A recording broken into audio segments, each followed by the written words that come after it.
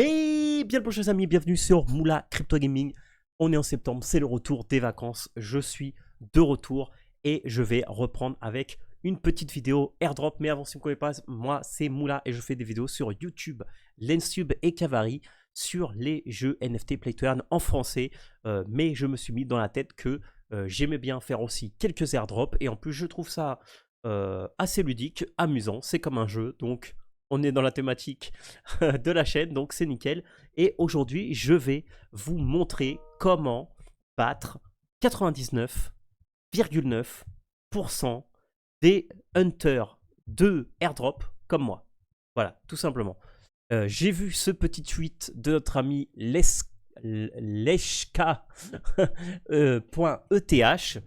qui justement nous donne un, toute une, un apprentissage sur comment développer et déployer un smart contract sur ZK-Sync Era, qui est un des gros airdrops que tous les hunters de airdrop comme moi attendent. Et du coup, je vais suivre avec vous ces instructions, parce que comme vous allez voir, tout est en anglais. Donc du coup, je vous fais juste un peu la vulgarisation et la traduction en français pour les gens qui sont allergiques à l'anglais comme moi. Voilà, donc en fait, le but, je vous rappelle, c'est de déployer un smart contract sur ZK-Sync pour pouvoir gagner des points sur le éventuel airdrop de ZK Sync, qui est un airdrop que tout le monde attend. Donc on y va. Alors là, il nous dit que être un dev sur n'importe quelle chaîne blockchain, du coup, c'est une activité j'aime. Donc, une activité j'aime dans le sens que c'est une activité qui rapporte bien beaucoup d'argent, qui est lucrative, etc., etc. Et comme il n'y a pas beaucoup de devs ici et que chaque écosystème ils sont en train de les, on va dire, de les chasser pour trouver des gens pour build pour eux, et bah du coup, ça peut être une bonne condition pour multiplier les upcoming airdrops. Donc voilà, donc il nous dit que pour déployer et créer un smart contract, on doit tout simplement installer Visual Studio, donc il y a un IDE, donc un IDE c'est un logiciel qui permet justement, comme vous voyez, de faire du code, mais vous inquiétez pas, vous n'allez pas faire de code, je vous le promets. Voilà, donc là, je l'ai téléchargé ici. Donc là, je vais juste l'installer. Moi, en soi, je suis développeur. Donc ça ne me dérange pas du tout de l'installer sur mon ordinateur. Voilà, Visual Studio Code. On a un petit icône sur le bureau. Voilà, installé. Et pendant que ça s'installe, on va continuer. Voilà. Ensuite, on va installer dans VS Code Solidity et NPM IntelliSense. Donc ça, je vais le faire avec vous juste maintenant. Voilà, ça a déjà fini. C'est vraiment super rapide. Alors là, pour installer les packages que j'ai besoin, je vais tout simplement aller dans View. Ensuite, je vais aller dans Command Palette. Et là, j'imagine que je peux faire Install Extension. Voilà. Et là, tout simplement, je vais chercher Solidity. Voilà, n'hésitez pas à mettre pause dans la vidéo. Et là, on va prendre le même que lui. Alors, je pense qu'il prend celui-là. Ok, donc on va prendre celui-là, install. Et ensuite, l'autre, c'est NPM IntelliSense. Donc, ce sera celui-là que vous voyez. Donc voilà, hop, on va mettre celui-là maintenant. C'est le premier, install. Et voilà, et là, on a déjà, en 2 minutes, on a déjà fait les 2 premiers prérequis. Ensuite, install recommand version. Donc là, on va aller sur cette page, on va installer Node.js. Voilà, donc il a dit de prendre la recommandée. Ok, donc on va installer la recommandée. Voilà, je le fais vraiment avec vous. Voilà, je suis sur Windows. Si vous êtes sur Mac, je suis désolé, je ne vais pas pouvoir vous aider malheureusement. Mais au pire, euh, vous regardez si c'est possible de faire sur Mac. À Chocolaterie, je pense que c'est un script. Bon, on va pas l'installer. Voilà. Mais en gros, Chocolaterie, je crois que c'est pour faire des dépendances, etc. etc. S'il y a des gens dev un peu plus informés que moi dans la salle, vous pouvez me dire. Voilà. Et ensuite, on va reboot. Alors, bien sûr, là, je vais me mettre en pause. Je vais reboot et après, on va continuer ce petit. Voilà. Donc là, il faut que j'accepte le code administrateur et on va continuer cette installation. Donc là, l'installation de Node.js, ça prend aussi quelques secondes. Voilà, donc ça c'est un élément qu'on va avoir besoin pour pouvoir faire ce qu'on a besoin. Ok, bon, on va continuer, même sans faire le reboot, et on fera le reboot à la fin. Donc, créer un nouveau folder sur notre PC. Ok, donc là, je vais aller sur mon bureau, mais vous ne voyez pas, et je vais l'appeler ZK Sync Hunter. Voilà, j'ai créé un nouveau répertoire, tout simplement. Et nous sommes de retour, les amis. Donc voilà, j'ai relancé l'ordi comme c'était indiqué. Et du coup, j'en étais ici. Donc je vous ai montré comment j'ouvrais l'invité de commande. Je fais le npm init. Malheureusement, ça ne marche pas. Alors attendez, on va retourner. On va aller à la base. Ah, ok. En fait, je pense que j'ai mal interprété. Il faut que j'ouvre Visual Code et que j'ouvre le folder et sur le terminal de Visual Code que je mette ça. Ok, ok. Alors, attendez, on va faire ça. Attendez, je vais faire un petit truc. Je vais vous partager mon écran directement. Donc là, j'ouvre Visual Code. Open folder. Là, sur le bureau, j'ai créé ZK Hunter, sélectionné. Ici, je pense que je dois avoir un petit terminal. Voilà, ici, terminal, new terminal. Voilà, et là, tout simplement, je vais pouvoir faire la commande. C'est encore plus simple que ce que je pensais. Du coup, je retourne ici. Je vais essayer de régler l'erreur. Et ça, c'est ce que vous devrez copier après également là-dedans. Mais je pense que ça n'a pas marché. Ah non, si ça marche. Ah non, parce qu'en fait, ça marche pas parce que j'ai pas de test. Mais en fait, ça a marché. Ça m'a bien créé un package.json. Voilà. Donc tout est cool. Voilà, donc là, ça installe et après, on va tout simplement continuer. On va créer un fichier qu'on va appeler hardhconfig.ts et on va copier directement le code qu'il y a ici. Donc pour créer un fichier, je vais tout simplement aller dans Explorer. Ici, je vais cliquer là, je vais faire ça. J'appuie sur Entrée, j'arrive ici. Donc là, ça m'a mis des trucs, on va dire que pour l'instant, on s'en fiche. Je vais ici. Ah, vous allez voir, c'est assez... voilà, hop, je prends tout ça. Je reviens ici, je le copie. Je sauvegarde et CTRL S. Je reviens là. Voilà, je vous fais tout. Voilà, c'est bon. Alors, dans le folder, normalement,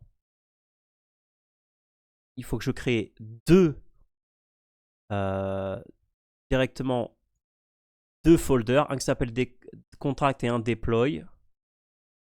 OK. Donc, ici, Contract. Vous voyez, c'est vraiment facile. Hop, pardon. C'est pas ça que je voulais faire. Je reviens, les amis. Voilà. Hop, Deploy. Donc là, je clique sur le deuxième bouton. Attends, parce que je ne veux pas le créer là, je veux le créer à l'extérieur. Voilà, donc là, j'ai contrat et deploy. Attendez, je vais le mettre à l'extérieur. Voilà, c'est bon. Je veux pas qu'il soit dedans. J'imagine qu'il ne faut pas qu'il soit dedans. Voilà. Donc là, dans le contrat, je crée un greater.sol. Et donc là, je vais là, je crée ça. Hop, c'est nickel. Voilà, je continue. Je mets ce petit code là. Voilà, vous voyez, être développeur, c'est pas compliqué. Ok. Alors, on continue. Ensuite, dans le chat, dans le terminal. Donc là, je retourne, j'ai mon terminal, il est ici. Je copie le compile.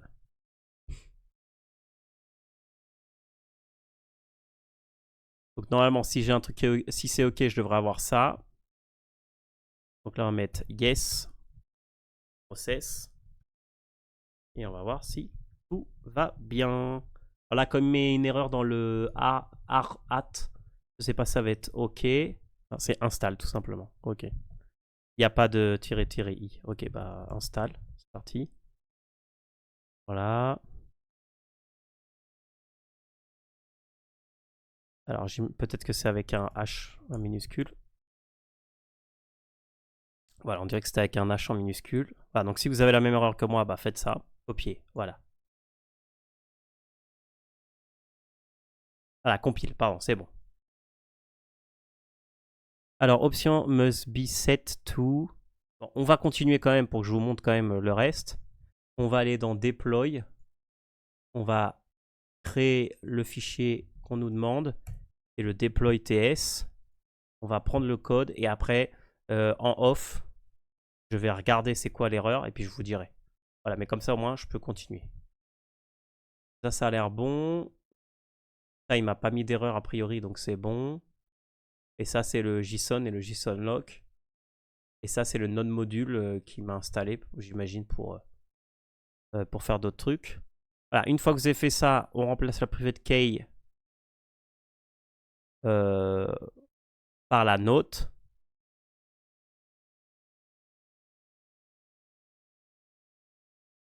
Ok, donc là, il faut mettre une private key d'un wallet à vous.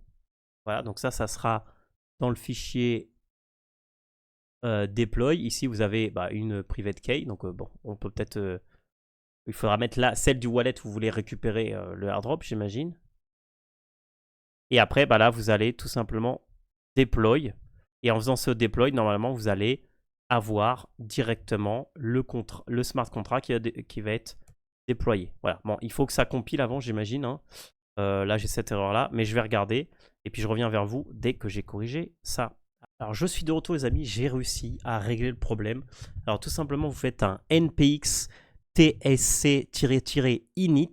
Et en fait, cette commande, ce que va vous faire, ça va vous créer dans le projet le tsconfig.json qui n'était pas là à la base. Voilà. Et donc, en créant ce fichier, une fois que vous faites ça et vous faites le npx hard compile, et comme vous voyez, ça fonctionne. Donc maintenant, ce que je vais faire, c'est que je vais aller rapidement sur Chrome. Voilà, je vais télécharger MetaMask. Je vais créer un nouveau wallet. Je vais retélécharger l'extension. Voilà, sur Chrome.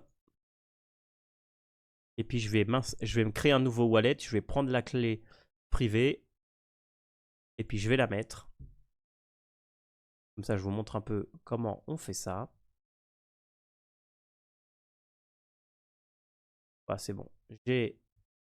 Là, je vous le montre pas parce que je vais, bien sûr, je vais garder la clé privée. Hein. Voilà, donc là, je mets mon petit mot de passe. Alors du coup, donc là, en fait, pour pouvoir exporter la clé privée, vous cliquez sur, sur MetaMask, les trois petits boutons. Là, il y a marqué Account Detail. Et vous avez, donc ça c'est l'adresse, j'imagine. Ouais, 0D9. Voilà. Et après, là, je peux faire Show Private Key. Et c'est là que la magie opère. Alors, attendez, je vous rebloque. Show Private Key, je mets le mot de passe. Voilà, là, j'ai ma clé privée. Et en fait, cette clé, tout simplement, je vais retourner sur Visual Studio. Et en fait, dans Deploy, ici, je vais changer par la mienne. Voilà, donc maintenant, là, en fait, j'ai mis ma clé privée dans deploy.ts comme j'ai montré. Et en fait, maintenant, ici, je vais faire la dernière action qui est celle-là. Copier. Je fais ça. Donc npx, je sais pas quoi. Et là, ils me disent qu'il y a un argument qui est pas bon. Invalide argument de value. Ok, on va regarder c'est quoi tranquillement. Ah oui, je sais c'est quoi l'erreur. J'ai pas sauvegardé le fichier deploy.ts. Alors je vais sauvegarder et puis je reviens et puis je refais. Ah, donc là, je viens de sauvegarder. Donc je refais. En fait, il me disait que la valeur est pas bonne parce que c'était pas sauvegardé. Voilà. Comme j'avais pas sauvegardé, entre ce qu'il y avait dans le fichier et ce qui était là, c'était pas bon. Et là, vous voyez, mon contrat, il a été déployé. Voilà. Et du coup, si je continue là-dessus, on peut voir que à la fin, il m'a mis Greater was deployed to je sais pas quoi. Donc là, c'est ce que je devrais avoir à la fin.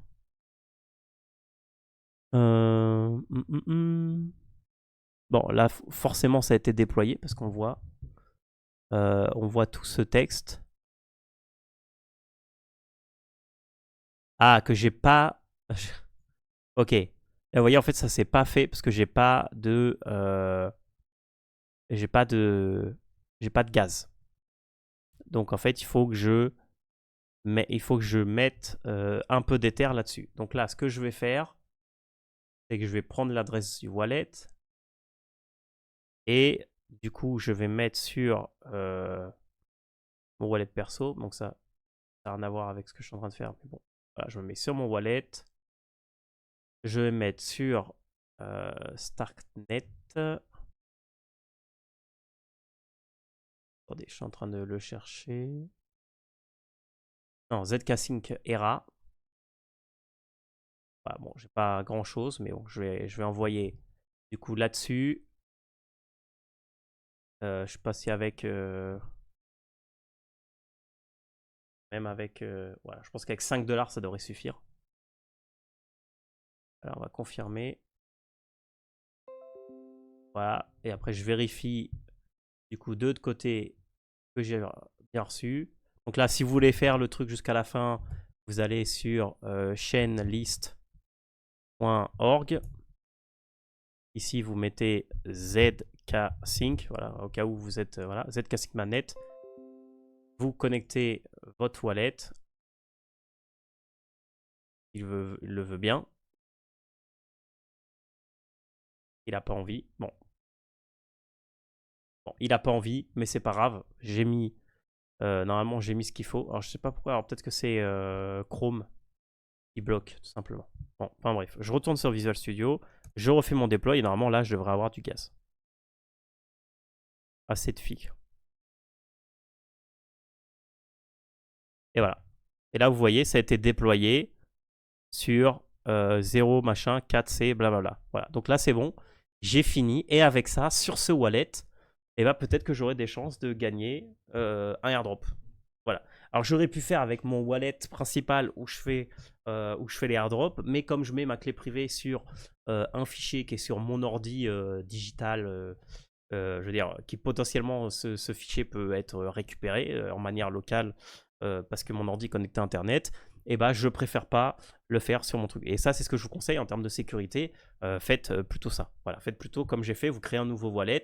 Voilà, au pire, voilà, ça a pris à tout casser si vous faites en accéléré et en faisant comme j'ai fait, et en sachant que je vous ai donné les solutions aux petites erreurs que j'ai eues, ça vous prend max 5 minutes, quoi, 5-10 minutes. Voilà. De toute façon, si vous avez des problèmes, mettez-les en commentaire. Et bien sûr, donnez un petit follow à l'Escra Ether, parce que c'est grâce à lui. Donc moi, vous voyez, je le follow pas, bah du coup maintenant je vais le follow. Voilà, parce qu'il donne beaucoup de trucs aussi là-dessus. Donc là, vous voyez qu'en plus cette doc, elle était disponible sur la doc de ZK-Sync ERA officiel. Voilà, donc voilà, si vous allez là, en fait, il vous dit les prérequis, blablabla. Là, c'est le premier code, le code du Greater Sol. Là, lui, il le fait avec Yarn au lieu de le faire avec NPM, NPX, mais c'est exactement la même chose, hein, c'est juste différent de node. Voilà, et après, l'intégration, voilà, si vous voulez le faire directement avec un front-end, vous pouvez le faire là. Voilà. Mais en gros, avec cette action, vous avez prouvé que ce wallet est un wallet dev et potentiellement, vous pouvez gagner un peu plus de airdrop. Voilà. Et ça vous coûte moins d'1 $. Voilà. Et après, vous pouvez renvoyer les fonds de l'autre côté. Donc voilà les amis, j'espère que vous avez aimé cette petite vidéo. Alors attendez, je vais remettre ça parce que sinon c'est de la folie. Voilà, et j'espère de tout cœur que vous aurez des points en plus pour ce airdrop. Bah, de toute façon, je vous ferai une petite vidéo après pour voir si moi personnellement, avec ce wallet, j'ai gagné un airdrop grâce à cette petite action. Voilà, c'est tout pour moi pour la moula. Et bientôt, on va reprendre les vidéos Play to Earn, les amis. Donc, merci à vous. Je vous fais des bisous. Bonne rentrée. C'était la moula. Ciao!